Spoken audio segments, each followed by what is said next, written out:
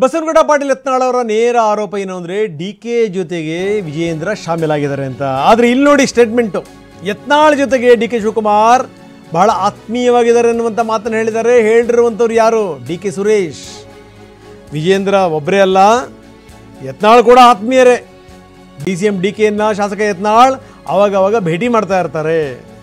ಇದು ಡಿಕೆ ಸುರೇಶ್ ಮಾಡಿರುವಂಥ ಸ್ಫೋಟಕ ಆರೋಪ. ಬೆಂಗಳೂರಿನಲ್ಲಿ ಡಿಕೆ ಸುರೇಶ್ ಮಾತಾಡಿದ್ದಾರೆ.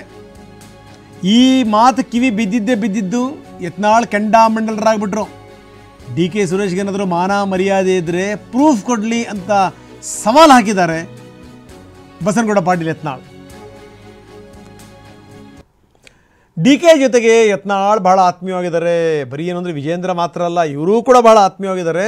ಆವಾಗವಾಗ ಬೆಂಗಳೂರಿಗೆ ಬಂದವರು ಭೇಟಿ ಮಾಡ್ತಾ ಇರ್ತಾರೆ ಅನ್ನುವಂಥ ಡಿಕೆ ಸುರೇಶ್ ಅವರ ಮಾತು. ಈ ಮಾತನ್ನು ಕೇಳಿ ಉರಿದು ಬಿದ್ದಿದ್ದಾರೆ ಯತ್ನಾಳ್. ಅವ್ರಿಗೇನಾದರೂ ಮಾನ ಮರ್ಯಾದೆ ಇದ್ದರೆ ಇದಕ್ಕೆ ಸಂಬಂಧಪಟ್ಟಂಗೆ ಪ್ರೂಫ್ ಕೊಡಲಿ ಅಂತ ಸವಾಲು ಕೂಡ ಹಾಕಿದ್ದಾರೆ. ಬನ್ನಿ ಹಾಗಾದರೆ ಸುರೇಶ್ ಹೇಳಿದ್ದೇನು, ಇದಕ್ಕೆ ಸಂಬಂಧಪಟ್ಟಂಗೆ ಯತ್ನಾಳ್ ಉತ್ತರ ಏನು ನೋಡೋಣ. ಅಲ್ಲ, ಯತ್ನಾಳ್ ಅವರು ಕೂಡ ಬಹಳ ಆತ್ಮೀಯರು, ಅವಳು ಹಿರಿಯ ರಾಜಕಾರಣಿ. ಸೊ ಅವರು ಕೂಡ ಅವಾಗ ಶಿವಕುಮಾರ್ ಅವ್ರ ಜೊತೆ ಕುಶಲೋಪಚಾರಗಳನ್ನು ಮಾತಾಡ್ತಾ ಇರ್ತಾರೆ. ವಿಜಯೇಂದ್ರ ಒಬ್ಬರೇ ಅಲ್ಲ, ಯತ್ನಾಳ್ ಅವರು ಮಾತಾಡ್ತಾ ಇರ್ತಾರೆ. ಸೊ ಯಾಕೆ ಹೆಂಗೆ ಹೇಳಿದ್ದಾರೆ ಅಂತ ನನಗೆ ಗೊತ್ತಿಲ್ಲ. ಡಿಕೆ ಸುರೇಶ್ ಈಗ ಹೇಳಿದ್ದಾರೆ, ಯತ್ನಾಳ್ ಅವರು ಡಿಕೆ ಶಿವಕುಮಾರ್ ಅವರು ಬಹಳ ಅನ್ಯೋನ್ಯತೆವಾಗಿದ್ದಾರೆ, ಅವರು ಆವಾಗ ಬಂದು ಮಾತಾಡ್ಕೊಂಡು ಹೋಗ್ತಿರ್ತಾರೆ ಅಂತ. ಏನಾರು ಅವ್ರಿಗೆ ಮಾನ ಮರ್ಯಾದೆ ಇದ್ದರೆ ಡಿಕೆ ಸುರೇಶ್ಗೆ ಒಂದು ಪ್ರೂಫ್ ಕೊಡುತ್ತಾರೆ.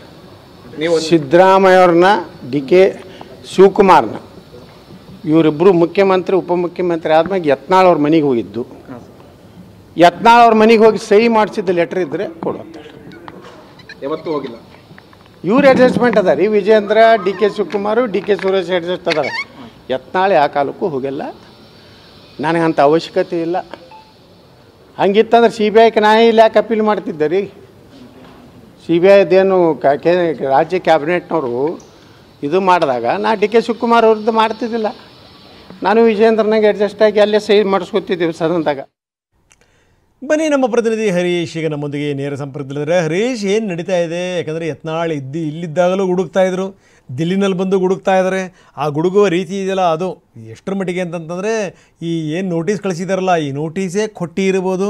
ಈ ನೋಟಿಸನ್ನು ಕಳಿಸಿರುವಂಥವರೇ ವಿಜಯೇಂದ್ರ ಇರ್ಬೋದು. ಯಾಕಂದರೆ ಅಪ್ಪರ್ ಸೈನನ್ನೇ ಅವರು ನಕಲು ಮಾಡಿರುವಂಥವ್ರು ಈ ನೋಟಿಸ್ ಕಳಿಸಂಗಿರ್ತಾರೆ ಅನ್ನುವಂಥ ಮಾತು.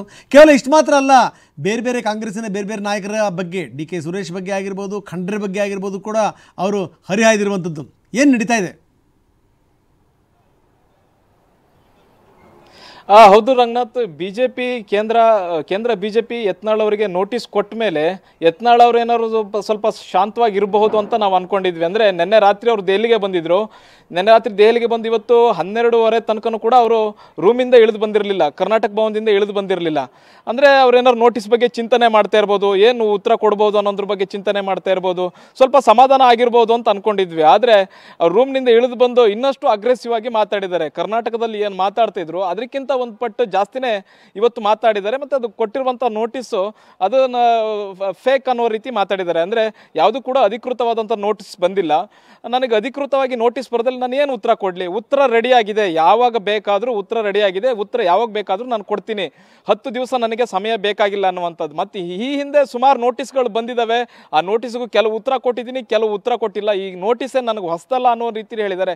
ಮುಖ್ಯವಾಗಿ ಇಲ್ಲೇನೋ ಯತ್ನಾಳ್ ಅವರು ನೋಟಿಸ್ಗೆ ಭಯಪಟ್ಟಿದ್ದಾರೆ ಅಂತನೋ ಆ ಥರ ಯಾವ ರೀತಿಯೂ ಕಾಣಿಸ್ತಾ ಇಲ್ಲ. ಅವ್ರು ಇನ್ನಷ್ಟು ಅಗ್ರೆಸಿವ್ ಆಗಿದ್ದಾರೆ. ಮತ್ತು ಹೈಕಮಾಂಡ್ ನಾಯಕರು ನನ್ನ ಜೊತೆ ಸಪೋರ್ಟಿಗೆ ಇದ್ದಾರೆ ಅನ್ನುವಂಥ ನಿಟ್ಟಿನಲ್ಲಿ ಕೂಡ ಮಾತಾಡಿದ್ದಾರೆ. ಮುಖ್ಯವಾಗಿ ಈ ಹಿಂದೆ ಸಂಸದರು ಕಳೆದ 4 ದಿವಸಗಳ ಹಿಂದೆ ಪಾರ್ಲಿಮೆಂಟ್ನಲ್ಲಿ ಅಮಿತ್ ಶಾ ಅವ್ರನ್ನ ಭೇಟಿಯಾಗಿದ್ರು. ಆ ವಿಚಾರನೂ ಕೂಡ ಹೇಳ್ತಾ ಇದ್ರು, ಬಹುತೇಕ ಸಂಸದರು ನನ್ನ ಪರವಾಗಿ ಮಾತಾಡಿದ್ದಾರೆ, ನನ್ನ ಬಣ ಹಿರಿದಾಗ್ತಾ ಇದೆ, ನಾನು ಇನ್ನಷ್ಟು ಗಟ್ಟಿ ಆಗ್ತಾ ಇದ್ದೀನಿ, ವಿಜಯೇಂದ್ರ ಅವರು ಇನ್ನಷ್ಟು ಕುಗ್ತಾ ಇದ್ದಾರೆ, ಮತ್ತು ಅವರನ್ನು ಗಂಭೀರವಾಗಿ ಪರಿಗಣಿಸ್ತಿಲ್ಲ ಹೈಕಮಾಂಡ್ ಅನ್ನುವಂಥ ನಿಟ್ಟಿನಲ್ಲಿ ಮಾತಾಡಿದ್ದಾರೆ.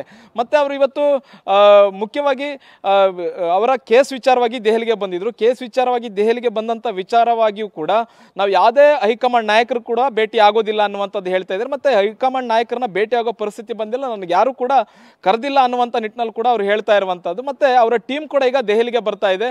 ರಮೇಶ್ ಜಾರಕಿಹೊಳಿ ಆಗಿರ್ಬೋದು, ಕುಮಾರ್ ಬಂಗಾರಪ್ಪ ಅವರು ಕೂಡ ದೆಹಲಿಗೆ ಬರ್ತಾ ಇದ್ದಾರೆ. ಅವರು ದೆಹಲಿಗೆ ಬಂದು ಮತ್ತೊಂದು ಸುತ್ತಿನ ಇಲ್ಲೂ ಕೂಡ ಸಭೆಯನ್ನು ಮಾಡ್ತಾರೆ. ವಕ್ಫ್ ವಿಚಾರವಾಗಿ ಅವರು ಹೋರಾಟವನ್ನು ಮಾಡ್ತಾರೆ.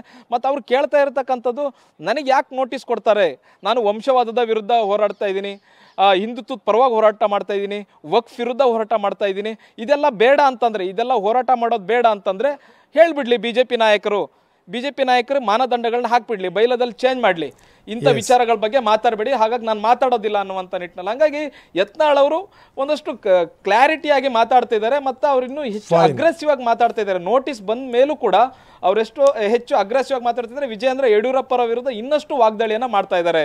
ರಂಗನಾಥ್, ಓಕೆ, ಧನ್ಯವಾದ ತಮ್ಮೆಲ್ಲ ಮಾಹಿತಿಗೆ.